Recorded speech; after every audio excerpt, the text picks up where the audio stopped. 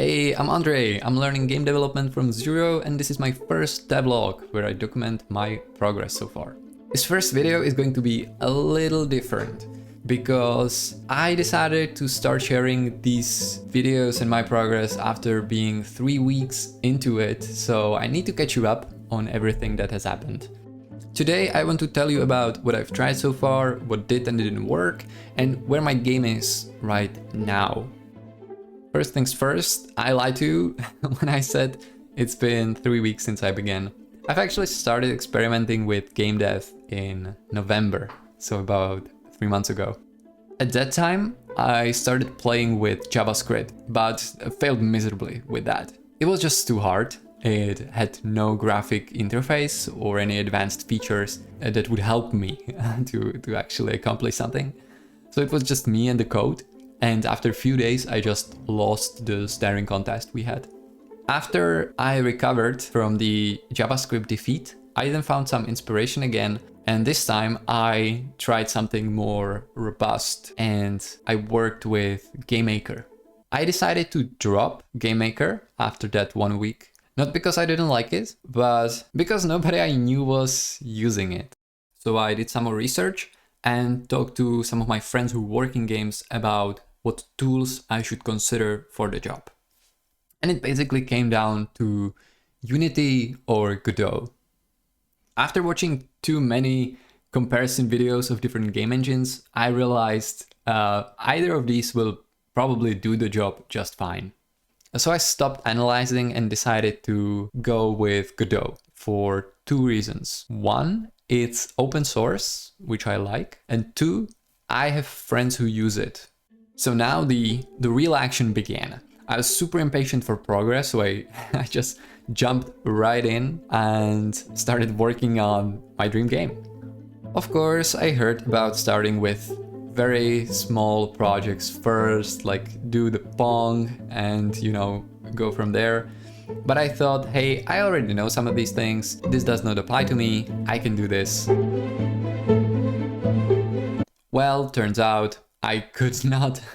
After about a week of just banging my head against programming problems I couldn't solve, I had to admit another defeat and think about how to find a better way to approach this because this wasn't working at all for me. Since I'm not a developer, coming to games from making some other kinds of software, the biggest bottleneck for me is my coding skills, which suck. Trying to Google solutions, looking for tutorials, and asking ChatGPT didn't solve this problem for me because I didn't really know what questions to ask. I was just confused, and finding answers to unknown questions is hard. At this point, I was committed to stick with Godot, and I found the GDQuest YouTube channel where they recommend a few things for beginners in programming and game development. One of them is CS50. That's a free course of computer science for complete beginners made on Harvard. And that seemed like a good idea, even if just to see what I'm possibly missing in the basics were the gaps for me. So I blitzed through it in 1 evening, skipping what I already knew, and it's really good. I knew most of it, at least in theory, but I would definitely recommend this to anyone who is interested in programming and how computers work but has no idea where to start. This gave me some confidence. I thought I know the basics, I just lack any experience with actually using them, like using the tools I know in theory. Lastly, I was eyeballing a course GDQuest made, but it cost $80 and I wasn't sure it's worth it. $80 is a substantial amount to me right now because I'm in the middle of bootstrapping a new project with my savings instead of having a job.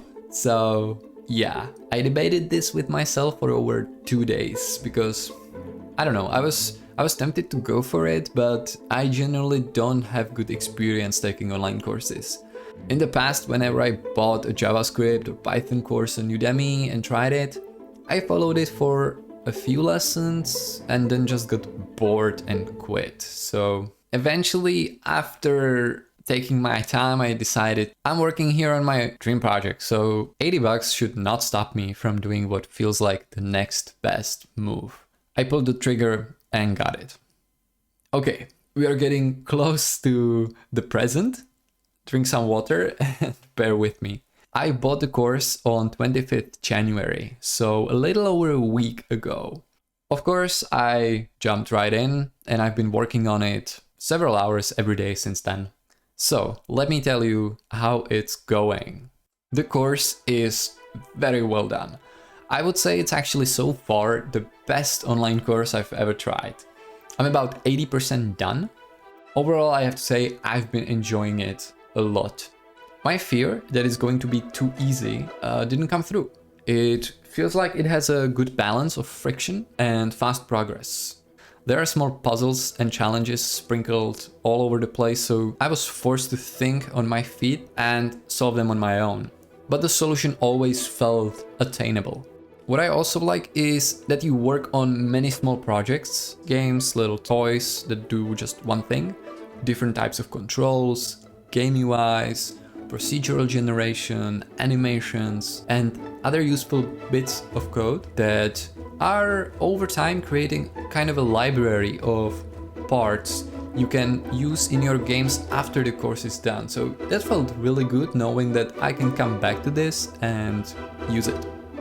Although I have a new fear right now, and it's that no matter how enjoyable the course is, what if I won't be able to translate what I'm learning here into my own projects? Because at the end of the day, that's all that matters, right? I have things I want to create, and this course should help me get there. I should know the answer in about a week when I start working on my own project again. By then, I hope I will have some of my own code to show and share. And after that, I would like to keep these going every week. Hopefully I can do that.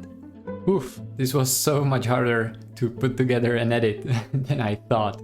I'm not 100% happy with it, but hey, you have to start somewhere, right? It's gonna be fine for now. Alright, I think that's it for today. I hope you enjoyed this. Thanks for watching and see you next time. Bye.